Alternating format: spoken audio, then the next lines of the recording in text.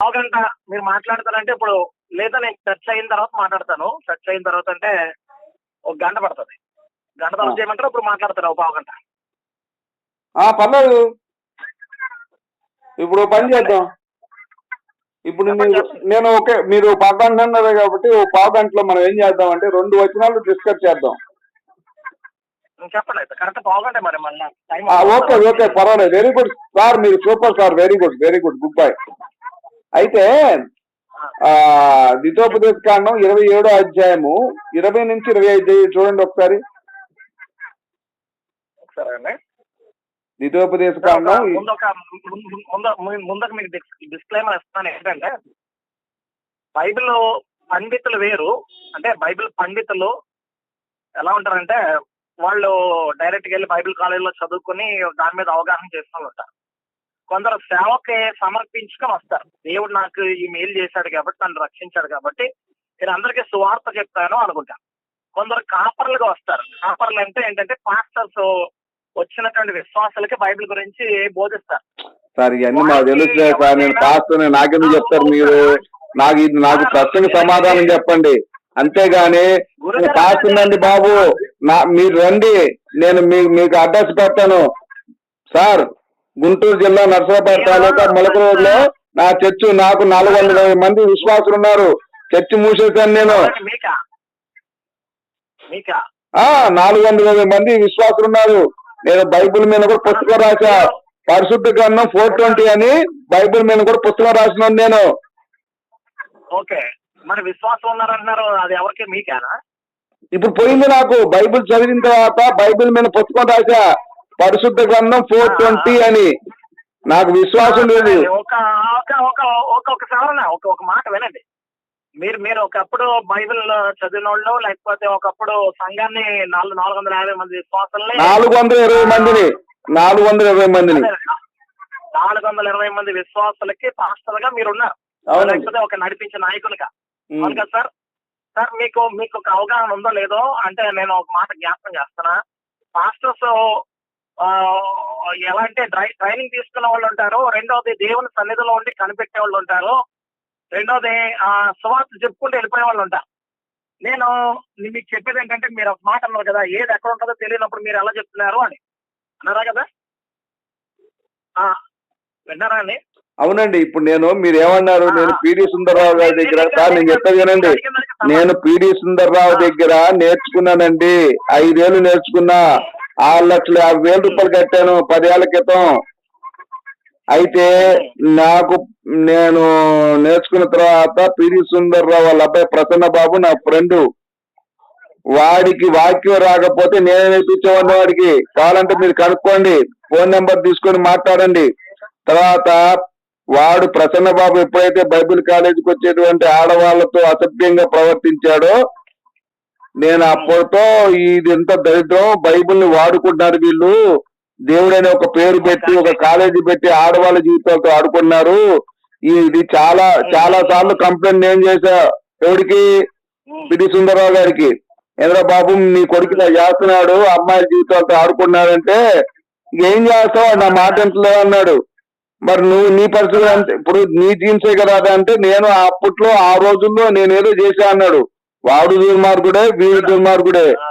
ఓకేనా? అలాగే రంజిత్ ఓబ్రిగాడు, వాడు ఏమన్నాడు, నేను ఎంతో మంది అమ్మాయిలు నా మీద పడుతుంటే హెచ్పి కొట్టుకోమన్నా అన్నాడు రంజిత్ ఓబ్రిగాడు. అలాగే ప్రజ్వల్ గాడు, అలాగే విజయవాడ ప్రజ్వల్ ఏదో ఉంది వాడి పేరు, వాడు కూడా బైబుల్ అడ్డం పెట్టుకుని అమ్మాయిల జీవితాలతో ఆడుకున్నాడు.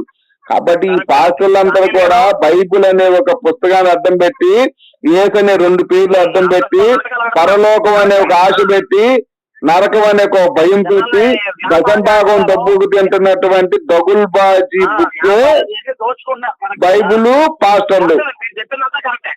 కాకపోతే అందరూ అనే మాటని కొట్టేయాలి మీరు. ఏంటంటే కొందరు ఇప్పుడు మీరు సార్ ఒక విషయం చెప్తా వినండి. మీరు దశంభాగం ఎప్పుడు తీసుకునేదా?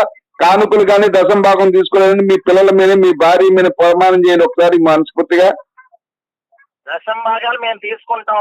మరి ఇంకేమయ్యా, ఆ దశంభాగం తీసుకునేటప్పుడు వాళ్ళు ఎరిగేది కూడా తినండి. వాళ్ళు దొడ్లో ఎరుగుతారు, అది కూడా తెచ్చుకుని తినండి. అందులో కూడా దశంభాగం తీసుకోండి. వాళ్ళ ఎరిగింది కూడా తినండి, ఇంకా రుచిగా ఉంటుంది కదా అది. దశం భాగంతో పాటు ఇది కూడా తినండి, వాళ్ళ ఎరిగింది తినండి. బుద్ధి జ్ఞానం అంతా మనిషిగా పశువు. ఒకటి సంపాదించిన దాంట్లో నువ్వు తింటది అంటాయా? నీ పిల్లని పిల్లల్ని నువ్వు సెక్స్ చేసి నీ పిల్లల్ని పోసి కంటావా? ఇంకొకటి సంపాదనతో వాళ్ళతో వాళ్ళని తాగుతావా? ఇప్పుడు వాళ్ళకు పుట్టినట్ట నీకు పుట్టినట్ట వాళ్ళు. నీ సంపాదనతో నువ్వు తాగితే నీకు పుట్టినట్టు, ఇంకొకటి సంపాదనతో నువ్వు తాగితే వాళ్ళకు పుట్టినట్టు. అర్థం చేసుకోవాలి నువ్వు. గురుగారు ఒకసారి వినండి. నేను పాస్టర్నే బాబు. 2 ప్రశ్నలు ఓకే, 2 ప్రశ్నలు వస్తే నేను ఒక 2 ప్రశ్నలు అడుగుతాను, సైలెంట్ అవుతాను, మీరు సైలెంట్ ఉండండి. మీరు మంచి వాళ్ళు సార్, మీరు మంచి వాళ్ళు. నేను రెండే ప్రశ్నలు సార్ నేను 2 ప్రశ్నలు అడిగి నేను వెనక్కిపోతాను సార్, నేను ఆగిపోతాను. 2 ప్రశ్నలు అడగనివ్వండి సార్, నన్ను అడగనివ్వండి సార్. మీరు చిన్నపిల్లని చేసి సార్, నన్ను చిన్నపిల్లని చేసి ఆడుకున్నారు. మీరు నన్ను చిన్నపిల్లని చేసి ఆడుకున్నారు సార్, ఇది అన్యాయం. నేను కోర్టుకి వెళ్తా. ఎందుకంటే నన్ను చిన్నపిల్లని చేసి తొందరగా ఆడుతున్నాను. మీరు అన్నదానికే చెప్తున్నాను. సరే, నా ప్రశ్న వినండి సార్, మీరు నా ప్రశ్న వినండి ఒక్కసారి వినండి ప్లీజ్ ప్లీజ్. రీజన్ ఎందుకయ్యా దోచుకున్నావు అని అడిగావు, దాన్ని చెప్పనవా ఇంక నువ్వు? చెప్పు. ఎందుకు దోచుకున్నావు ఎందుకు అనేది ప్రశ్న కదా, దానికి సమాధానం చెప్పనవా? చెప్పు. అవును, మీ పేరు చెప్పలేదు సార్, మీ పేరు చెప్పలేదు నాకు. ఒకసారి మాట, నా పేరు ఆనంద్ అండి. మీ పేరు ఆనంద్. మీరు ఎక్కడ ఉంటారు? మీరు కూడా ఆనందం ఉండాలి. మీరు ఎక్కడ ఉంటారు? ఫోన్ నెంబర్ ఆనంద్ అనే పేరు, ఆనంద్ అనే పేరు బైబిల్ ఎక్కడుంది? ఆనందము అనేది పేరు కాదండి బాబు. ఆనందం అంటే ఒక సంతోషం. దానితో కాదండి, మీరు బైబిల్ ఫాలోవరు. యేసుని పెట్టుకోవాలి, దావీదుని పెట్టుకోవాలి, లేదంటే లోతుని పెట్టుకోవాలి. మీరు ఆనందాన్ని ఎట్ట పెట్టుకుంటారు మీరు పేరు? అంటే మీకే బైబిల్ విశ్వాసం లేదు. బైబిల్ అంటే మీకే విశ్వాసం లేదు. ఇంకొకటి మీ క్యాస్ట్ అని చెప్పండి. మీ క్యాస్ట్ అంటే మీరు ఏ క్యాస్ట్? మీరు రిజర్వేషన్ ఎలా ఆలోచిస్తారు? మీరు క్రైస్తవులు అయ్యి మీ రిజర్వేషన్ ఎలా ఆలోచిస్తారు? మీరు ఏ క్యాస్ట్? ఒకదానికి ఒకటే లింక్ వేస్తున్నావు కానీ నువ్వు క్వశ్చన్. అవును, నీ దొల్లతనం కదా ఎంత. నీ దొల్లతనం బయటపడ్డా నా పని. ఏమయ్యా అయితే ఇప్పుడు నీ పేరేంటి చెప్పు నాకు. నీ పేరేంటి చెప్పు. నా పేరు దానియేలు. అక్కడ ఆగు. నీ పేరు దానియేలు అన్నావు కదా. దానియేలు బైబిల్లో దేవుని కోసం నిలబడ్డాడు, సింహం బోన్లోకి వెళ్ళాడు, ప్రార్థన చేశాడు. నీకులాగా తిప్పి దూషించి విత్తనవాదం చేసి ఆ పని చేయలేదు. ఇప్పుడు నువ్వు పేరు పెట్టుకున్నందుకు జీవించినందుకు ఇప్పుడు చెప్పేదినవయ్యా. ఇప్పుడు దేవుడు సమాధానం మీరు చెప్తాను విను. ఇప్పుడు దేవుడితో యుద్ధం చేశాడు కదా. దేవుడితో యుద్ధం చేసి చెడగొట్టు మీద గుత్తి మీద కొట్టి పాల్గొట్టాడు కదా మనోడు. ఇస్రాయిలు అనేవాడు అనే పేరు వచ్చింది. దేవుణ్ణి వంగబెట్టి కుర్చీ పెట్టి దెంగితేనే కదా ఇస్రాయిల్ అనే పేరు వచ్చింది. యెహోవా దెంగితేనే మరి మీకు సమ్మగుంటది. మీకు దెంగపోతే మీకు కుర్చీ మట్టబెట్టి దెంగితేనే మీకు బాగుంటది. నీకు కానీ నీ యెహోవా కానీ నీ యేసుకు కానీ కుర్చీ మట్టబెట్టి దెంగాల్సిందే. నమస్కారం. బూతులు మాట్లాడితే నేను కొనసాగించలేదు. నమస్కారం అయ్యగారు, నేను చెప్పేది వినండి సార్. సభ్యత సంస్కారం లేని నువ్వు ఒకడవా? నువ్వు అడిగే ప్రశ్న సమాధానం చెప్పాలి. ఇప్పుడు చెప్పాలయ్యా. నువ్వు చెప్పకపోతే కొద్దుడు. నువ్వు నాకు సమాధానం చెప్పదు. నువ్వు కొద్దుడు అయినట్టే. నువ్వు పాస్టర్ కొద్దుడు, పరంపర కొద్దుడు. సంస్కారం ఉన్నవాడు అయితే నీ పురాణాలు లేకపోతే వేద నమ్ముతున్నావు అది నిజమైతే నువ్వు సంస్కారం కలిగి మరి. ఇప్పుడు నీ బూతులు మాట్లాడినాయా? నీ బూతులు మాట్లాడినా నీకు మాట వచ్చినప్పుడు ద్వితోపదేశకాండం 28వ అధ్యాయము. నన్ను నమ్మకపోతే నాశనం చేస్తా. నువ్వు పెళ్లి చేసుకుంటావు కానీ నీ భార్యని వేరే వారితో సంసారం చేయిస్తా. నీ కుమారుని యొక్కయు నీ కుమార్తెల యొక్కయు మాంసం నీతో తినిపిస్తా అంటాడు యెహోవా దేవుడు. ఇప్పుడు ప్రశ్న విను. అరే ప్రశ్న వినరా? డబుల్ బాజీ ప్రశ్న వినరా? దగులుబాజీ అంటే అర్థం ఏంటి చెప్పండి అయ్యా. దగులుబాజీ అంటే దొంగ నా కొడుకు అని అర్థం. నువ్వు దొంగ నీ కొడుకు దొంగోడు అని నువ్వు చెప్తున్నావు. నా కొడుకు యేసు యెహోవా. నీ కొడుకు ఎవరైతే నాకు ఎందుకయ్యా? ఇప్పుడు నాకు మాట చెప్తా. నేను ద్వితోపదేశ కాండం 28 అధ్యాయం 24, 32, 53, 54 అడిగే ముందు నా కండిషన్ నన్ను నమ్మకపోతే నాశనం చేస్తా, నీ భార్యని వేరే వాటితో పండు పెడతా, నీ పిల్లల మాంసం నీతో వినిపిస్తా అంటావు. ఇది ఏ విధంగా కరెక్ట్ చెప్పు నువ్వు? నీ పిల్లల్ని నువ్వు తింటావా? నీ పిల్లాన్ని పక్కింటితో పండు పెట్టి నువ్వు ఊరుకుంటావా? నీ పిల్లల్ని నువ్వు తింటావా? నీ పిల్లాన్ని పక్కింటితో పండు పెట్టి నువ్వు ఊరుకుంటావా? ఈ విషయానికి నాకు సమాధానం చెప్పు. అయితే నువ్వు మాట్లాడేసుకోవా, నువ్వు మాట్లాడేసుకో. నేను పెడితే నేను ఓడిపోయినట్టుగానో లేకపోతే నేనేదో పారిపోయినట్టుగా నువ్వు అనుకుంటావు. సభ్యత సంస్కారం ఉన్న ఓడు అయితే నిజంగా మర్యాదగా మాట్లాడు, మర్యాదగా అడుగు, మర్యాదగా నేను చెప్తాను, ఓపికతో విను. చెప్పు. మర్యాదగా మాట్లాడుతున్నావు అండి. నేను మిమ్మల్ని ఏమండి అంటున్నా, మీరు నన్ను ఏమండి అన్నా. మీకు నచ్చలేదు అనుకో, నమ్మద్దు. ఏమండి, నేను బైబిల్ ప్రకారం మాట్లాడతాను సార్. నేను వ్యక్తిగతంగా మాట్లాడాలని ఆలోచన కాదు. నువ్వే నాకు ఫ్రెండ్ కాదు, నాకు శత్రువు కాదు. బైబిల్ ప్రకారం నేను ప్రశ్నిస్తున్నా అంతే. బైబిల్లో ఏముందో అది ప్రశ్నిస్తా. అది బైబిల్ అలా మాట్లాడేస్తుంది నాతో, అంతేగాని నువ్వు నాకే పర్సనల్ గా తెలియదు కదా. సరే గురుగారు, సోదర భావంతో నేను చెప్తున్నాను. దానియాల్ గారు, మీరన్నా మీ కుటుంబీకులన్నా నాకు ఏ ద్వేషం లేదు, మీ మీద నాకు ఏ నిందా నేను ఇవ్వాలని నేను అనుకోవట్లేదు. మీరు ఒకసారి మీ మాటలు మంచిగా మీరు అడగండి, నేను మంచిగా సమాధానం చెప్తాను. సమాధానంగా మనం మాట్లాడదాం. అలా అనుకుంటే నేను కాల్ కంటిన్యూ చేస్తాను. కూతుర్లోకి దిగిన ఏమంటే మనిషిని టార్గెట్ చేసినా మీకు బాధ అనిపిస్తుంది ఎవరికైనా. నేను ఇప్పుడు మీరు లైన్ లో పెట్టిన ఆవిడతోటి ఏమండి మీ ఆయన గారు ఉన్నప్పుడు మీరు బతుకునే అవకాశం ఉండదు కదా, మీ యొక్క నమ్మకాలు బట్టి. మరి మీరు చనిపోతున్న మిమ్మల్ని చంపేసేటువంటి ఆ నమ్మకాలు బట్టి మీరు చూస్తే మేము చంపేస్తాము అని ఏదో అంటున్నారు కదా, దాన్ని ఎలా జడ్జ్ చేస్తారంటే ఆవిడ మా దాంట్లో లేదని చెప్పి మొత్తానికి ఏదో అన్నారు. లేదండి, మీరు వచనాలు చూపించాలి. నేను బైబిల్లో వచనాలు అధ్యాయం చూపిస్తున్నా. మీ ఊరికే నేను దాన్ని ఉన్నట్టు మీరు ఎట్లా చెప్తారు? ఉంటే మీరు ఏ గ్రంథంలో ఉంది, ఏ అధ్యాయంలో ఉంది, ఏ వచనంలో ఉంది తీసుకురా. ఇప్పుడు నేను అధ్యాయము బైబిల్లో ఉంది, ఈ అధ్యాయంలో ఉంది, ఈ వచనంలో ఉంది అని చెప్తాను నేను. నువ్వు అలాగే చెప్పాలి. నువ్వు ఆధారం చూపించి చెప్పు, నేను నమ్ముతా. నువ్వు ఆధారం లేకుండా ఏగ్గా మాట్లాడితే అది అసలు ఒక పాస్టర్కి తగునా?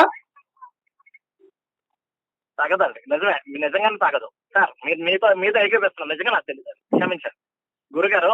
నేను ఎందుకు ఆ మాట అన్నానంటే, ఒక్కసారి నేను గనక ఇప్పుడు మీరు లైన్ లో పెట్టిన ఆవిడ్ని ఏమండి మీ ఆయన గారు బ్రతుకున్నారా? నీ ఉద్దేశం నాకు తెలిసింది, నీ ఉద్దేశం నాకు అర్థమైంది. అది కొంతమంది దుర్మార్గులు చేసినటువంటి పని. కొంతమంది జరిగితే అది కొంతమంది దుర్మార్గులు చేసిన పనే, కానీ గ్రంథస్థంలో ఎక్కడ ఏ దేవుడు చెప్పబడలా. లేదు కదా. నేను ఎందుకు చెప్పాను తెలుసా? వినాలని ఉందా మీకు? ఎందుకు అడిగారా చెప్పండి సార్. ఒక్కసారి అవతల వాడిని సమాధానం అడిగేటప్పుడు టార్గెట్ చేసే విధంగా ఉండకూడదు. అంటే వాళ్ళ కుటుంబీకులు టార్గెట్ చేసే విధంగా ఉండకూడదు. మీకు అర్థం అవ్వాలని ఆ మాట చెప్తున్నా. ఆ వెంటనే మీకు కూతురు మాట్లాడేశారు. నేను అన్నాను, ఇప్పుడు నన్ను దగులు బాచి దొంగన కొడుకు ఏదో కూతురు అంటున్నారు. కూతురు అనేటప్పుడు నాకు సమాధానం ఎలా వస్తుందండి గురుగారు? నిజంగా మీకు ఓపికతో వినండి. నిజంగా మీకు తెలుసుకోవాలనుకుంటున్నారు కదా, బైబిల్ గురించి తెలుసుకోవాలనుకుంటున్నారు కదా. పాస్టర్ గారిని మీరు మొదలు పెట్టారు. పాస్టర్ గారు మాకు ఈ సమస్య, సరే మీరు ఎలా మొదలు పెట్టినా ఒక ప్రశ్నతో ఉన్నారు. మీ ప్రశ్నకు సమాధానం కావాలి. ఈ రోజు సమాధానం ఎతకాలి, కానీ మీ వాదనలో మీరే నగ్గాలి అనుకుంటే నేను వాదించడానికి నేను రెడీగా లేని, నాకు టైం లేదు. వాదనల ద్వారా జరిగేది ఏం లేదు. మీరు నిజంగా ఒక ప్రశ్న ఉంది, దేవుడు ఎందుకు చంపాలనుకున్నాడు అనే దాని గురించి అడిగి చెప్తారు. దేవుడు ఎందుకు కన్యాత్వం ఒక అమ్మాయిని వ్యభిచారం నేరం మీద లేకపోతే ఆ అమ్మాయిని రాళ్ళెత్తు కొట్టమన్నాడు అనే దాని గురించి అడగాలని నేను చెప్తాను. సమాధానంగా వినండి పూర్తిగా. ఇప్పుడు ఎలాగైతే సైలెంట్ గా వింటున్నారో అలా వినండి. నచ్చకపోతే ఇది తప్పండి, ఇది మీరు చెప్పేది కరెక్ట్ కాదు, ఇందులో నమ్మడానికి లేదు అని చెప్పండి, నేను ఒప్పుకుంటా. కానీ మీరు స్పందన మీరు మధ్యలో కేకలేసేసి కూతురు మాట్లాడితే నేను ఏం చేయాలి? అలా కనుకుంటే, అలా ఒప్పుకుంటే నేను మాట్లాడతా. నేను మీ ప్రశ్నలకు సమాధానం చెప్తా. మీరు రికార్డ్ చేసుకుంటారో ఏం చేసుకుంటారో అన్ని చేసుకోండి. అన్ని చేసుకుని ఎంత టైం కావాలో అంత టైం తీసుకోండి. నేను టైం చెప్తాను మీకు. పావుగంట ఒక 10 నిమిషాలు ఉన్నాయి. 10 నిమిషాలు అయిన తర్వాత మీరు టైం చెప్పినప్పుడు నేను గంట సేపు అంటే గంట సేపు మాట్లాడతాను. ఏమండి గురుగా ఓకేనా? చెప్పండి. అంటే మీరు బూతులు గానీ ఏది గానీ మిమ్మల్ని బూతులు పెట్టాల్సిన అవసరం గానీ ఆ ఆలోచన గానీ నాకు లేదండి. అంటే దుర్మార్గాన్ని సమర్థిస్తే బూతులు వస్తాయండి, మంచిని సమర్థిస్తే మీకు మెప్పులు వస్తాయండి. మీకు ఏం కావాలనేది మీరే నిర్ణయించుకోవాలండి. హ్యాపీగా మీకు రోజంతా మాట్లాడతాను. హ్యాపీగా మీకు కావాల్సిన సమాధానం నేను ఇవ్వగలిగితే దేవుని కృపను బట్టి మీకు ఇవ్వగలుగుతాను. లేదు అంటే సరే ఒప్పుకున్నాం ఒక్కో దాని మీద. సార్ మీరు ఎక్కువ సాగదీస్తున్నారు కానీ సమాధానం చెప్పట్లేదు సార్. దయచేసి 10 నిమిషాలు ఆగారు. అదే ప్రశ్న అడగండి, సమాధానం చెప్తాను. మీరు సాగదీస్తే మధ్యలోకి రావద్దే. ప్రశ్న అడగగానే ఆ ప్రశ్న వదిలేయండి, సమాధానానికి టైం ఉంది. ఇప్పుడు నా ప్రశ్న వినండి, వినండి నేను సైలెంట్ అవుతా. ఇప్పుడు ద్వితోపదేశ కాండం 28వ అధ్యాయము 24, 32, 53, 54 చదవండి ఒకసారి. లైన్ లో ఉంటారా? లైన్ లో ఉంటా, చదవండి సార్. 28వ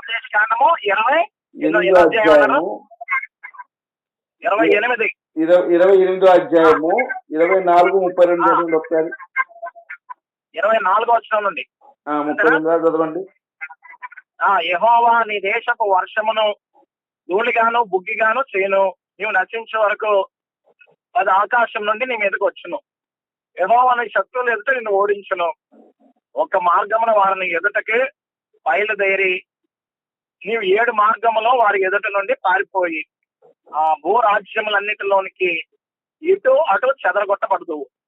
నీ కళేబరము సకలమైన ఆకాశ పక్షులకును భూ జంతువులకును ఆహారమగును. వాటిని బెదిరించి వాడెవడను ఉండడు. యెహోవా ఐగుప్తు కుంటి చేతను మూల వ్యాధి చేతను కుష్టి చేతను గజ్జు చేతను నేను బాధించును. నీవు వాటిని పోగొట్టుకొన జానుకుందువు. వెర్రితనము చేతను గుడ్డితనము చేతను హృదయ విస్మయం చేతను యెహోవా నేను బాధించును. అప్పుడు గుడ్డివాడు చీకట్లో తడువులాడ రీతిగా నీవు మధ్యాహ్నమందు తడువులాడుదువు. నీ మార్గములను వర్ధిల్ల తీసుకొనలేవు. నీవు హింసింపబడి నిత్యమును దోచుకొనబడదవు. నిన్ను తప్పించేవాడెవడను లేకపోవును. స్త్రీల ప్రదానం చేసుకుందువు గాని వేరొకడు ఆమెను కూడాను ఇల్లు కట్టుదువు గాని దానిలో నివసింపవు. ద్రాక్ష తోట నాటుదువు గాని దాని పండ్లు తినవు. నీ ఎద్దు నీ కన్నుల ఎదుట వధింపబడిన గాని దాని మాంసము నీవు తినవు. నీ గాడిద నీ ఎదుట నుండి బలాత్కారం చేత కొనుక్కోబడి నీ యొద్దకు మరల తేపడదు. నీ గొర్రె మేకలు నీ శత్రువులకు ఇయ్యబడును. నిన్ను రక్షించేవాడు ఎవడును ఉండడు. నీ కుమారులను నీ కుమార్తెలను అన్య జనమునకు ఇయ్యబడుదురు. వారి నిమిత్తం నీ కన్నులు దినమెల్లా చూచి చూచి చూచి క్షీణించిపోను గాని నీ చేత ఏమీయో కాకపోను. అంతవరకైనా ఇంకా ఉన్నాయండి. ఇంకొకటి అదే అధ్యాయంలో 53, 54 చదవండి. 53, 54 అంతేనా? అప్పుడు ముట్టడిలోను నీ శత్రువులు నిన్ను పెట్టు ఇబ్బందిలోను నీ గర్భఫలమును అనగా నీ దేవుడైన యెహోవా నీకిచ్చిన నీ కుమారుల యొక్కయో నీ కుమార్తెల యొక్క మాంసము తిందువు. నీవు మీలో బహు మృదువైన స్వభావమును అతి సుకుమారమును గల మనుష్యుని కన్ను తన సహోదరుని ఎడలను తన కౌగిటి భార్య ఎడలను తాను చంపక విడుచు తన కడమ పిల్లల ఎడలను చెడ్డదైనందున అతడు తాను తిను తన పిల్లల మాంసములు కొంచెమైన వారిలో ఎవరికి పెట్టడు. అనగా మీ శత్రువులు మీ గ్రామములన్నిటి యందు మిమ్మను ఇరుకు పరచుట వలనను ముట్టడి వేయటం వలన వానికి మిగిలినదేమీయో ఉండదు. అంతేనండి. ఇప్పుడు సార్ మీకు ఇక్కడ మీరు ఏ పాయింట్స్ నేను అడుగుతానంటే, ఇప్పుడు నువ్వు నన్ను నమ్మకపోతే నువ్వు పెళ్లి చేసుకుంటే నీ పిల్లాన్ని వేరే వాళ్ళతో దెంగిస్తా ఒకటి. తర్వాత నీ కుమారులు నీ కుమార్తె అదే కదండి ఉంది, ఏముంది సార్? నువ్వు ప్రధానం చేసుకుంటూ కానీ వేరొకడు ఆమెను కొడునానుంది. ఆమెను కోటం అంటే అష్టాచమ్మ జిల్లాలు ఆడుకోవడం కాదు కదా, సత్యేతమే కదా సార్. నేను పామర భాషలో మాట్లాడతాను సార్. ఓకేనండి, వేరొకడు సెక్స్ చేస్తాడు, సెక్స్ అనుకుందామండి. ఓకే సార్, నెక్స్ట్ వేరే వాటితో సెక్స్ చేస్తా అంటాం ఒకటి. తర్వాత నీ పిల్లల మాంసం నీతోనే తినిపిస్తా, నీ కుమారుల యొక్కయు నీ కుమార్తెల యొక్క మాంసం నీతో తినిపిస్తున్నాను. ఇది ఏ విధంగా దైవ లక్షణాలు అవుతాయి? దైవం అనేవాడు ఒకటి పిల్లాన్ని ఇంకొకటి దగ్గర పండబెట్టేవాడు బ్రోకర్ అవుతాడు, కానీ దేవుడు ఎట్ట అవుతాడు? ఇది ఒక ప్రశ్న. ఇంకొకటి ఏంటంటే, మన పిల్లలు మనం తినే పరిస్థితి తేవడం అంటే ఇది దైవ లక్షణమా అనేది నా ప్రశ్న అండి. మీరు చెప్పండి సార్. ఇంకా సరే అండి, ఇప్పుడు నేను చెప్పేంత వరకు మాట్లాడద్దండి. నేను చెప్పి అయిపోయిన తర్వాత సార్ మేము నన్ను క్వశ్చన్స్ అడగమంటాను. ఓకే సార్, చెప్పండి. ఇప్పుడు దైవ లక్షణాలు ఏమిటి అంటే, దైవ లక్షణాలు స్వేచ్ఛ, స్వాతంత్రం, పరిశుద్ధత, ఆయన జీవము, ఆయన శక్తి, ఇలాంటి లక్షణాలన్నీ కూడా మంచి లక్షణాలు. రెండోది ఆయన ప్రేమ, కనికరం, జాలి, కరుణ, ఇలాంటివన్నీ దైవ లక్షణాలు కదండి. రెండోది ఇప్పుడు ఏం చేయమన్నారంటే ఆయన నీకు శాపాలు వస్తాయన్నట్టు. దానికి ముందంతా దీవెనలు ఉంటాయి. మీరు 28వ అధ్యాయం మొదటి నుండి మధ్యలో వరకు మీరు ఎక్కడ వరైతే చదివించారో దానికి ముందు కూడా దీవెనలు ఉంటాయి. ఆ దీవెనల గురించి ప్రస్తావించలేదు కానీ ఈ శాపాల గురించి ప్రస్తావించారు. సరే, ఈ శాపాల్లో ఏమున్నది ఏంటంటే మిమ్మల్ని అపవిత్రతాను అని అన్నాడు. అంటే దాని అర్థం ఏంటంటే అపవిత్రత అంటే మీరు వ్యభిచారం అనుకోండి, లేకపోతే ఏదైనా అనుకోండి, మీ పిల్లలు తినడం అనుకోండి, అదేంటంటే ఒక శపితమైన జీవితం. సరే, పిల్లలు తినడం ఏంటి అంటే ఒక మాట చెప్తానండి, కరువు బారిన పడటం. ఒకసారి ఇస్రాయెల్ లో కరువు వచ్చింది. మీకు రెఫరెన్స్ తో నేను తర్వాత మీకు పెడతాను. కరువు వస్తే వాళ్ళకి తినడానికి ఏమీ లేక వారి పిల్లల్ని చివరికి చంపుకునేటువంటి పరిస్థితికి ఏర్పడింది ఇస్రాయేలీలోనే. ఏమైంది అంటే ఒక రోజు ఒక ఆమె పిల్ల చంపుకొని తిందామని ఒప్పుకుంది. ఆ ఒప్పందం చేసుకున్నాం. ఒక రోజు ఒక ఆవిడ పిల్లని, రెండో రోజు ఇంకొక ఆవిడ పిల్లని, ఈ పిల్లని చంపుకొని తిననిచ్చింది. తర్వాత ఈవిడ దాకా వచ్చేటప్పటికి నెక్స్ట్ రోజు ఏమన్నదంటే నా పిల్లని నీకు చంపడానికి అన్నది. అలాంటిది ఒకటి జరిగింది. అయితే అది చూసి రాజు బట్టలు చిక్కుని ఏంటి ఎంత దారుణమైనటువంటి ఆ కడువులో ఉన్నారా, ఎందుకంటే కోటంతో ముట్టడేస్తారు శత్రువులు. ముట్టడేసి బయటకు వెళ్ళడానికి లేదు, లోపల రావడానికి లేదు. అలా రోజుల తర్వాత అలా ఉండిపోతే ఆహారం అంతా అయిపోయి పిల్లలు తినేటువంటి కరువు వచ్చింది అక్కడ. ఆ కరువుల గురించి మనం ఆ పరిస్థితిని చూస్తాం. పిల్లలు చంపుకుని తినేటువంటి పరిస్థితి ఏంటంటే ఒక నిమిషం ఇక్కడ ఒక పాయింట్ చెప్తానండి. రాజు అంటే సార్ ఒక పాయింట్ చెప్తా. అక్కడ రాజు అంటాడండి, అయ్యో ఈ దుస్థితి యెహోవా వల్ల కలిగినది అంటాడు. ఆయన యెహోవా చేసిన పని ఇది అంటాడు. మీరు అది కూడా చెప్పట్లేదు. యెహోవా లిటరల్లీ యెహోవా చేసిన పని ఇది. అయ్యో నాకెలా మరణం సంభవించలేదు, యెహోవా వల్ల ఈ దుస్థితి కలిగినది అంటాడు. ఆయన బట్టలు చింపుకుంటాడు. ఆయన ఈ శాపం పెట్టింది కూడా యెహోవానే. నీ కుమారుల మాంసం నీతో తినిపిస్తానన్నది యెహోవానే, తర్వాత తినిపించింది కూడా యెహోవానే. మరి ఆ విషయం నేను చెప్పలేదు. మీరు ఆ పని చేసినోడు యెహోవానే. ముద్దాయిని ఎందుకు దాస్తున్నారు మీరు? బోల్డ్ ముద్దాయిని నిలబెట్టకుండా ఎందుకు మీరు ఎందుకు తప్పిస్తున్నారు? మరి ఆ విషయం చెప్పట్లా? ఈ దుస్థితి కారణం యెహోవా కదా. ఒకరి పిల్లలు ఒకరిని తినేటట్టు చేసింది యెహోవా కదా. కరువు తెచ్చింది యెహోవా కదా. అరే దుర్మార్గుడు వాడైతే వాడిని ఎందుకు తప్పిస్తారు మీరు? చెప్పండి.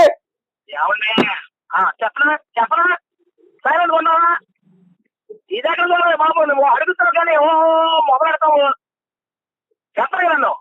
నిజంగా యెహోవాయే చెప్పాడు. యెహోవాయే శాపం ఇచ్చాడు. ఎందుకు ఇచ్చాడు? యెహోవా మాట వినలేదు కాబట్టి. వినకపోతే అలా చేస్తాడా? శాపం చేస్తాడా? అంటే చేస్తాడు. ఎందుకో తెలుసా? నువ్వు తయారు చేసిన వస్తువుకు నేను పాడు చేసే అధికారం నీకు ఉంటుంది. నీ మాట అన్నప్పుడు దాన్ని పగల కొడతా, ఎరగొడతావు.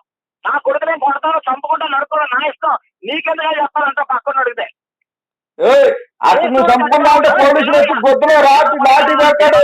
నీ బిడ్డలు నువ్వు చంపుకునే హక్కు నీకు లేదు సార్. మన బిడ్డలు కానీ మనం చంపుకునే హక్కు కానీ కనీసం కొట్టే హక్కు కానీ మనకు లేదు సార్. మీరు జనాన్ని బానిసత్వంలోకి తీసుకెళ్తున్నారు. యెహోవా ఇష్టమయ్యా, ఆడు చేసాడు కాబట్టి ఆడు చంపుతాడు, వాడు చేసాడు కాబట్టి వాడు రేపు చేస్తాడు, వాడు చేసుకున్నాడు కాబట్టి నరికేస్తాడు అనేది తప్పండి. ఇది బానిసత్వం అవుతుంది కానీ భక్తి అవ్వదండి. మీరు దయచేసి మీరు మంచిని ప్రేరేపించండి, చెడుని తుంచేయండి సార్. మీరు మనుషులు, మీకు ఇంగిత జ్ఞానం ఉంది. తల్లితో సెక్స్ చేయరు, భార్యతోనే సెక్స్ చేస్తారు, తినరు, అన్నం మాత్రమే తింటారు. ఇవన్నీ మనకు తెలుసు కదా ధర్మం. అంటే మనం తిన్నప్పుడు మన పిల్లలు మనం ఎలా తింటామండి? ఇది ఎందుకు ఆలోచించట్లేదు మీరు? యెహోవా చేసినటువంటి దుర్మార్గాన్ని ఎందుకు ఖండించట్లేదు సార్ మీరు? ఇదేంటి సార్ నాకు అర్థం కాదు. చదువుకున్నారు మీరు, అది మీకు దశం భాగాల మీద ఉన్నటువంటి దృష్టి, కానుకల మీద ఉన్నటువంటి దృష్టి, పరాయి వాడి పిల్లం మీద ఉన్నటువంటి దృష్టి, ఈ బైబిల్ మీద మీకు ఎందుకు లేదు సార్? ఇది న్యాయం కాదు కదా. ఒకటి పిల్లాన్ని తీసుకెళ్లి ఒకరితో సెక్స్ చేయించడం న్యాయం కాదు. వాడి పిల్లల్ని వాడితో తినిపించడం న్యాయం కాదు. వాడి పిల్లల్ని నరికి చంపడం న్యాయం కాదు. ఒకరిని బానిసగా చేసుకొని వాడితో వెట్టి చాకరీ చేయించి చంపడం న్యాయం కాదు. ఇవన్నీ మీకు ఎందుకు అర్థం కావట్లేదు సార్ మీ బుర్రకి అని నా ప్రశ్న అడిగారు. నా బుర్రకే అర్థమైంది ఏదో నేను చెప్పనేస్తా కదా. నీ బుర్రకే మధ్యలో నీ బుర్ర దూరేస్తే నన్ను ఏమంటావు? చెప్పండి. చెప్తున్నావు చెప్పావు. చెప్పనవేంటయ్యా బాబు, నీతో ఉన్న పెద్ద సమస్య ఏంటో తెలుసా? నీ పంద నీదే, ఒకటి అట్టుకుంటావు, దాన్ని పట్టుకుని గిరగలాడిపోతావు. చెప్పలే. అవును, దేవుడే చెప్పాడు చెప్పించమని చెప్పించాడు. ఇది ఏ కాలం తెలుసా? ధర్మశాస్త్ర గ్రంథం. ధర్మశాస్త్రం అంటే ఏంటో తెలుసా? ఆయన న్యాయం, ఆయన ప్రేమ తెలుసా నీకు? ఆయన ప్రేమ గురించి తెలియదు నీకు. కొత్త మందంలో మొత్తం ఆయన ప్రేమ ఏంటో నీకు కనబడుతుంది. ఆయన ప్రేమ, న్యాయం అన్ని ఆయనలో ఉన్న లక్షణాలే. ఒక లక్షణం ఏం చెప్తుందంటే, ఇదిగో కంటికి కన్ను పంటికి పళ్ళు అని చెప్తూనే నీ పొరుగువాన్ని నిన్ను వల్ల నీ పొరుగుని ప్రేమించడం పాతల మందంలోనే ఉంది. పాతల మందంలోనే ద్వితీయోపదేశ కాండంలోనే ఉంది. నీ పొరుగుని ప్రేమించి అనే మాట నీకు కనబడదు, కానీ ఇలా చంపేమన్న మాట నీకు కనబడదు. సరే, ఒక మాట చెప్తానేనండి. ఏంటి అంటే, ఒక తండ్రి తప్పు చేస్తున్నప్పుడు పిల్లల్ని కొడతాడు. కొట్టడం ఆయన చంపేయడానికా? చంపడానికి కాదు. బాబు, చంపడం వేరండి పాస్టర్ గారు, కొట్టడం వేరు, చంపు తింటున్నారండి. మీరు ఒక్క నిమిషం సార్, మీరు తప్పు మాట్లాడితే మీరు రావాల్సి వస్తుందండి. పూర్తి చేయలేదయ్యా బాబు, అయిపోయిన తర్వాత అడుగు. ఒక కుర్రోడిని ఒక తండ్రి కొడతాడు. కొట్టినప్పుడు ఎందుకంటే క్రమపరచడానికి. రెండోది, ప్రేమిస్తాడు. ఆ ప్రేమే కొట్టడంలో కూడా చూపిస్తాడు. కొట్టడంలో కర్కసత్వంలో చూడొచ్చేమో గానీ, లేక పిల్లోడికి అర్థం చేసుకోకపోవచ్చేమో గానీ, నేను ప్రేమించి వాడిని గద్దించి శిక్షించుతున్నానని ప్రకటన గ్రంథం 3:19 ఉంటుంది. ప్రేమ గద్దింపులో ఉంటుంది, శిక్షలో ఉంటుంది. రెండోది, ఆయన ప్రేమ కోసం ఎలా చూపించాడో తెలుసా? తన కుమారుడు వచ్చి చచ్చిపోయాడు, మన అందరి పాపముల కోసం చనిపోయాడు. ఇంకొకరిని ఎవరిని కూడా ఇప్పుడు ఇది నాకు కావాలండి. మీరు ఏమన్నారు? యేసు మనుషుల పాపాల కోసం చనిపోయినట్టు కావాలి. ఇంకొకటి, యేసు పాత నిబంధనలో ఒకరి పిల్లల్ని ఒకరు బయట పెట్టాడు, ఒకరి పిల్లల్ని ఒకరు వినిపించాడు. యేసు అని కూడా మీరు చెప్తున్నారా సార్? పాత నిబంధన గ్రంథంలో యేసు చేశాడా సార్? ఈ పనులను చేసింది క్రిస్టియనా? ఒకరి పిల్లల్ని ఒకరు బండి పెట్టి తీసేయడా? సార్, ఒకరి పిల్లాన్ని ఒకరు బండి పెట్టింది క్రీస్తునా అడుగుతున్నా నేను. కాదండి సార్, ఒకటి పిల్లాన్ని ఒకరు బండి పెట్టింది, పిల్లల మాంసం తినిపించింది యేసునా అంటున్నాను నేను. నాకు అడుగుతున్నాను సార్, తెలియక. ఒకళ్ళ పిల్లాన్ని ఊరం అంటే తెలుసా? మిమ్మల్ని వేరే దేశం ఇప్పుడు వచ్చి జయిస్తుంది, వాళ్ళు తీసుకెళ్ళిపోతారు మిమ్మల్ని బందీలుగా. దేవుడు మాట ఎందుకు తీసుకెళ్తారు సార్? నేను చెప్పేది వినండి, నీకు ఒక విషయం చెప్తా. ఈ ఒక్క విషయం చెప్తా, వినండి సార్.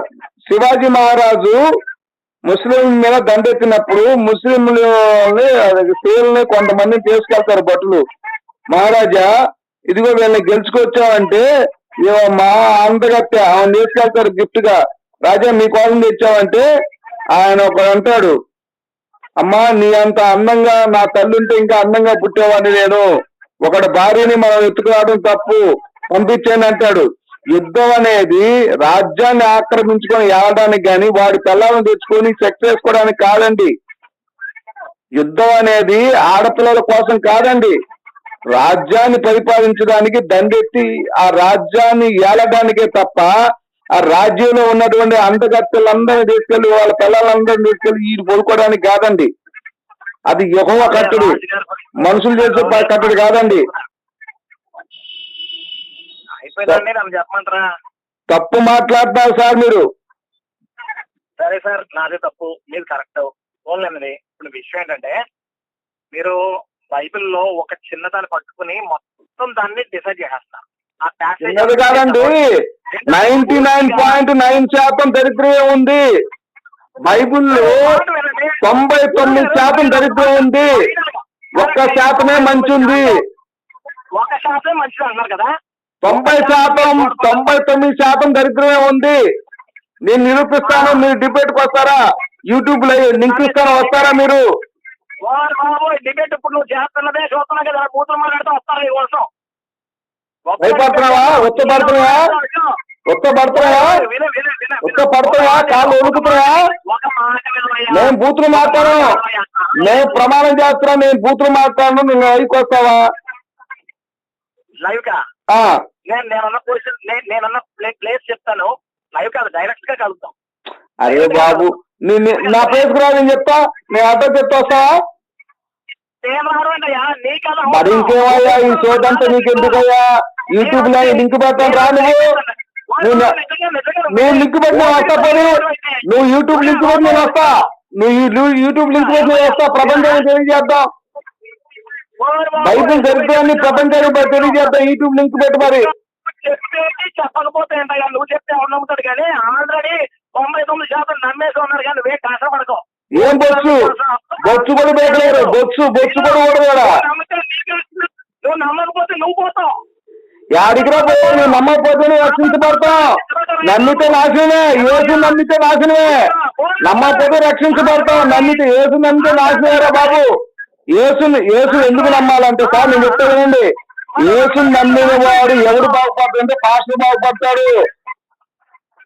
విశ్వాసం కష్టపడితే వాళ్ళ కష్టాన్ని దిగమింగడానికి, విశ్వాసం ఊరెళ్తే వాళ్ళ పిల్లల్ని సెక్స్ చేయడానికి ఉపయోగపడేది బైబిల్ తప్ప ఇంకా దేనికి ఉపయోగపడదు బైబిల్. ఏమన్నా ఉపయోగపడతాను మీరు డిసైడ్ అయిపోయిన తర్వాత అడగడం దేనికి? ఉపయోగపడదు. పరలోకం ఎంతమంది లేరు చెప్పు? యేసు మనుషుల పాపాల కోసం చచ్చిపోయింది, ఎక్కడుందో చెప్పు, రిటర్న్. లేదంటే చెప్పు దెబ్బలు తిన్నావా, బాటా చెప్పు తీసుకొద్దాం. నువ్వు ఏ ఊరు, ఇప్పుడు నీ ఊరేద్దు నా ఊరేద్దు, ఒక ఊరు ఎంచుకుందాం, బాటా చెప్పు దగ్గర పెట్టుకుందాం. బాటా చెప్పు దగ్గర 100 దెబ్బలు కొట్టించుకుంటా నేను. నువ్వు ఓడిపోతే 10 దెబ్బలు కొట్టించుకుంటావా? చెప్పుతో 100 దెబ్బలు నేను కొట్టించుకుంటా, ఓడిపోతే 10 దెబ్బలు కొట్టించుకుంటావా? ఇప్పుడు దాకా ఇంగిత జ్ఞానం ఉందనుకున్నా, కామన్ సెన్స్ ఉందనుకున్నా, అది కూడా లేదని మీరు నిరూపిస్తారు. కాదండి, మీరు ఓడిపోతే 10 దెబ్బలు కొట్టించుకోండి, 100 దెబ్బలు కొట్టించుకుంటా చెప్పుతో. ఏం మాట్లాయ్యా అసలు నీకు? అవునండి, నీకు ఛాలెంజ్ ఉండాలి కదా. నువ్వు యూట్యూబ్ లింక్ వస్తావా అన్నా, నీకు భయపడుతున్నావు నువ్వు. ఇప్పుడు కాదండి, అన్నానికి పెంటకి తేడా ఉంది కదా. అన్నం తింటే కడుపు నిండుద్ది, పెంట తింటావా? తినవు కదా. అదే ధర్మం, అది తెలుసుకోమన్నా. దేవుడైన వాడు రక్షించాడు కానీ చంపడం ఏంటండి? హలో గురుగారు, ఒక్క మాట చెవుల్లో వాడికి నా టైంలో వెళ్ళిపోతాను. ఒకసారి నేను ఒక మాట రిఫర్ మీకు ఒక మీ నుంచి ఒక సమాధానం కోరుతున్నాను. ఒకసారి ఏంటంటే, మీకు బైబిల్లో తెలియని దాని గురించి అడుగుతున్నారా, లేకపోతే చెప్పే వాళ్ళే ఏదో టార్గెట్ పెట్టుకుని మీరు ఏదో ఒక రకంగా ఆరాధన చేయాలని నన్ను ప్రశ్నించారా, లేదా నిజంగా తెలుసుకుని ఏం చెప్తారో చూద్దాం అనుకుంటున్నారా, లేకపోతే ఏంటన్నది చెప్పరా? మీ ఉద్దేశం ఏంటి చెప్పండి. చెప్పరా? మీ ఉద్దేశం చెప్పండి. మీ ఉద్దేశం ఏంటో చెప్పి బైబుల్ చెప్తా వినండి సార్. చెప్తా వినండి. బైబిల్లో ఉన్నటువంటి దారుణాలు బయట తీయడానికి పాస్టర్లు చేసే అకృత్యాలు ఏవైతే ఉన్నాయో, ఏది విశ్వాసులు కష్టపడి సంపాదించుకొని వాళ్ళ రక్తాన్ని చెమటగా మార్చి కష్టపడి సంపాదించుకునే డబ్బుని పాస్టర్లు డబ్బుగా తింటున్నారు. అందుకే వీళ్ళ టార్గెట్ చేస్తాను. రెండోది, బైబుల్లో ఉన్నటువంటి మోసాలు ఎలా ఉన్నాయంటే, ఒకటి పిల్లాన్ని ఇంకో దగ్గర బండబెట్టడం, తల్లితో కొడుకుతో సెక్స్ చేయించడం. యెహోవా చేయించాడు, దావీదు కొడుకులతో సెక్స్ చేయించాడు కదా. అలాగే లోతు కూతులతో సెక్స్ చేయించాడు కదా యెహోవా. అలాగే ఓనాను సెక్స్ చేస్తామంటే బయటకు వస్తే చంపేశాడు కదా యెహోవా. అలాగే యూద తన కోడలతో సెక్స్ చేస్తాడు కదా. ఇలా వరుస వాయిల్ లేకుండా పోతుంది. ఈ బైబిల్ బండారం బయట పెట్టాలి, పాస్టర్ల బండారం బయట పెట్టాలి అనేది నా టార్గెట్ అండి. ఇంకొక విషయం చెప్తానండి, యూదా వంశంలో నీతి దిగురుని పుట్టించును, ఆయన రాజు 2 జనాంగం ఏకంగాను రాజ్యం దీర్ఘకాలం పాలించిన ఉంటుంది కదా. మరి యూదా వంశం అంటే యూదా వ్యభిచారం చేస్తాడు, వాడు డైలీ ఒక్కొక్క అమ్మాయితో వ్యభిచారం చేస్తాడు. వాడే దగుల్బాజీ లంజా కొడుకు. ఆ లంజా కొడుకు వంశంలో ఏ చట్టం పుట్టాడని చెప్పండి మీరు ఒకసారి. ఈ ప్రవచనం ఎలా నెరవేరింది? సార్ కంక్లూషన్కి వచ్చేస్తున్నాను. ఒకసారి ఓపికతో ఒక్క 2 minutes లో అయిపోతుందండి. ఒక 2 minutes లాగే సార్. ఇప్పుడు మీరు ఏదైతే బైబిల్ బండారం బయటపెడతాను, పాస్టల్ బండారం బయటపెడతాను, లేకపోతే యోధా వంశం అనేది ఒక వ్యభిచార వంశం అనేది 3 ఈ మెయిన్ ఈ మాటల్లో మీ 3 మెయిన్ కనబడుతుంది. ఒకటి సార్, మీరు కనుక బయట పెట్టాలనుకుంటే మీరు రాంగ్ అడ్రస్కి వచ్చారు. ఎందుకంటే నా ఫోన్ నెంబర్ మీకు ఎవరిచ్చారు తెలియదు, కానీ మా దగ్గర ఏముంటుందంటే పూర్తిగా చెప్పేదానండి. పూర్తిగా మా దగ్గర మేము బైబిల్ నమ్మించి వాళ్ళేమీ కూడా డబ్బులు అయ్యి దండుకోవడం అనేది లేదు. ఒకటి ఏంటంటే, ఎవరికాళ్ళు వచ్చి ప్రార్థనలు చేసుకుంటారు, ఎవరికాళ్ళు వచ్చి ఏం చేస్తారంటే స్వస్థతలు పొందుకుంటారు. వాళ్ళ ప్రార్థనలు నెరవేర్పు పొందుకున్న తర్వాత వాళ్ళు వచ్చి డబ్బులు వేస్తారు, లేతలేదు. రేషన్ భాగాలు కట్టమని మేము ఎక్కడ కంపల్సరీగా మేము ఏం చెప్పం. బైబిల్లో ఉన్నది మీరు వేస్తే కానీ లేకపోతే లేదు. రెండోది, నమ్మమని అమ్మని బలవంత పెట్టాం. ఎందుకంటే అది హృదయానుసారంగా వచ్చేది. నీవు హృదయంలో నిశ్చయించుకున్న దాన్ని బట్టి నువ్వు రక్షణలోకి వస్తావు. కానీ బలవంతంగా మేము లాక్కొచ్చేసి బైబిల్లో లేకపోతే గుళ్ళో కూర్చోబెట్టి వాళ్ళ దగ్గర నుంచి డబ్బులు పిండే ఎవరిని కూడా బలవంతంగా ఇక్కడికి వచ్చి మీరు బండారం కాదు మొత్తం మీడియా అంతా తీసుకొచ్చేసి మేము బలవంతంగా వచ్చి మా పాస్టర్ గారు మా దగ్గర డబ్బులు ఇవ్వకపోతే లేకపోతే దండుకుంటున్నారు, లేకపోతే దశం భాగాలు ఇవ్వకపోతే మమ్మల్ని ఇలా హ్యారాస్ చేస్తున్నారు, లేకపోతే నరకంలో పడేస్తున్నారు అని చెప్తున్నారు అని చెప్తే ఒక్కరితో చెప్పిస్తే ఖచ్చితంగా మేము ఏ యాక్షన్ కైనా వేస్తాం. రెండోది మేము దశం భాగాలు, రెండోది బైబిల్ బండారం బయట పెట్టాలనుకుంటే మీకు తెలిసిన బండారం అంతా బయట పెట్టండి, ఏం పర్లేదు. ఎందుకంటే విశ్వాసులు బైబిల్ కొనుక్కొని చదువుకునే దాన్ని బట్టి ఏం కాదు. ఏంటంటే ముందు దేవుడు కనబడతాడు, దేవుడు మాట్లాడతాడు, దేవుడు అద్భుతం ద్వారా తెలుసుకుంటారు, దేవుణ్ణి ప్రత్యక్షంగా పర్సనల్ గా తెలుసుకుంటారు. మేము చెప్పేదేం లేదు, మేము చెప్పేదేమి మన విశ్వాసాన్ని బలపరుస్తాం. బైబిల్లో ఇంకా దేవునికి దగ్గరగా ఉండడానికి మేము ఆ బైబిల్లో ఉన్న వాక్యాన్ని దేవుడి ప్రకారంగా ఉపదేశిస్తాం. అందులో వాళ్ళు నమ్మించేసి మోసం చేసేది ఏదైనా ఉంది అక్కడ మీరు రుచులతో సహా తీసుకొస్తే బయట పెట్టేది ఏం పర్లేదు. మా చాలా బాదంపూడి దగ్గర తాడేపల్లిగూడానికి 5 కిలోమీటర్ల దూరంలో ఆ టర్నింగ్ లో బాదంపూడి చాలా ఉంటుంది, మంగళవారం జరుగుతుంది. మీరు మీడియాని తీసుకొచ్చినా ఎవరిని తీసుకొచ్చినా మేము రెడీయే.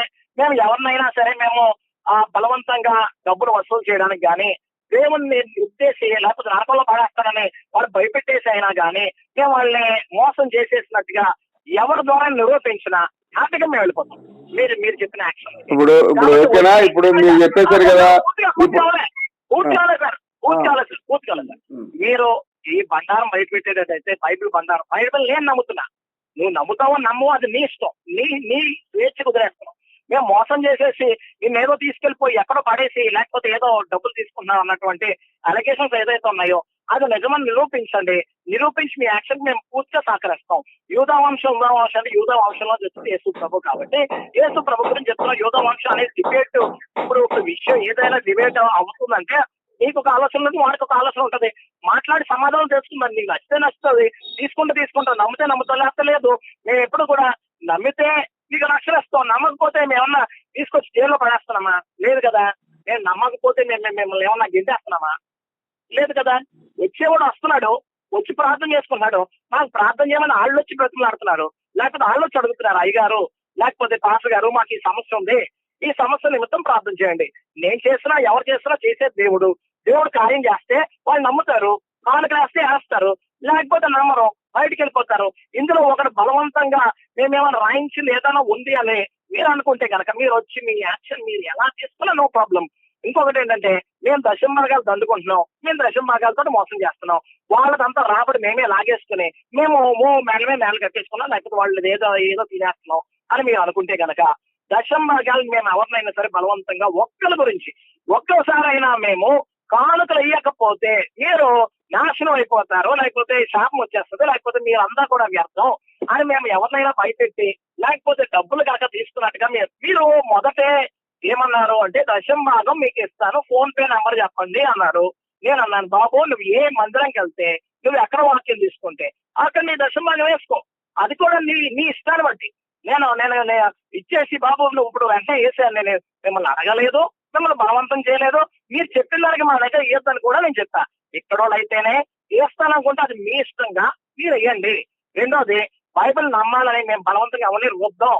బైబిల్ మీకు చదువుకోండి, మీరు చదువుకొని మీరు తెలుసుకోండి. మేము ఎప్పుడు అనేది ఏంటంటే మేము చెప్పేది కాదు, మా మిషన్ లో బైబిల్ మిషన్ లో ఉన్నది ఏంటంటే దేవుడు కనబడతాడు, మాట్లాడతాడు. మీరు సన్నిధిలో ఊరికి ఎక్కడ నాకు చూపించండి బైబిల్. ఇంకొకటి ఇప్పుడు స్వస్థత వరాలు ఉన్నాయి, ఎయిడ్స్ వ్యాధి కట్టుకుంటామన్నారు, నువ్వు కూడా ఎయిడ్స్ వ్యాధి తెచ్చుకుంటావా? నువ్వు ఎక్కేది నేను ఎక్కిస్తాను.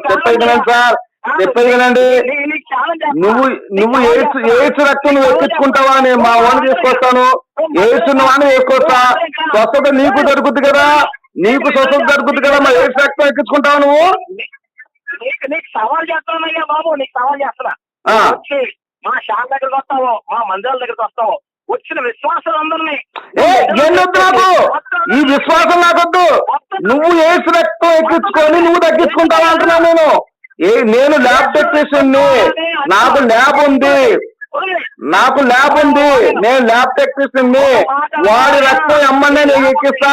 వాడి రిపోర్ట్ చూపిస్తా, ఎయిడ్స్ వ్యాధిగ్రస్తుల రిపోర్ట్ చూపిస్తా నీకు ఎక్కించి వెంటనే 20 రోజుల్లో పాజిటివ్, నీకు పాజిటివ్ తీసుకొస్తా. నీ రిపోర్ట్ కూడా నీకు చూపిస్తా. మళ్ళీ నువ్వు ఎన్నాళ్ళు ప్రార్థన చేసుకుంటావు చేసుకో. నీ 3 పాస్టర్లు ఉన్నారు నీ చర్చిలో, 3 పాస్టర్లు ఉన్నారు నీ చర్చిలో, నాకు తెలుసు. నీ చర్చిలో 3 పాస్టర్లు ఉన్నారు. ఈ 3 పాస్టర్ల భార్యలు, వాళ్ళ పిల్లలు, మీరెవరో నాకు తెలుసు. మీరెంతమంది నాకు తెలుసు. ఒక అతను దేవీరాజా ఎలీషా, ఏంటి, ఒక అతను మరునాథ ఎలీషా, ఏంటి, మీ నెంబర్లన్నీ తెలుసు. నీ నెంబర్ 9700015754. ఇంకొక అతని నెంబరు 9848611012. ఇంకొక అతని నెంబరు 8088377777. ఇతను ఎలీసా రాజా. మీ 3 సంగతి నాకు తెలుసు. మీ 3 ఎయిడ్స్ ఎక్కించుకోండి, మీ 3 ఎయిడ్స్ రక్తం ఎక్కించుకొని మీరు స్వస్థత తెచ్చుకోండి. ఫస్ట్ ఎవరికో స్వస్థత తేటం కాదు. మీకు నమ్మకం లేదా వేసుకున్నా వేసుకుని ఇప్పుడైనా వచ్చి నాకు నువ్వు పేరు పెట్టి నా మొట్ట పెట్టి నీ నమస్కారం, నా మొట్ట పెట్టరా నీ నమస్కారం.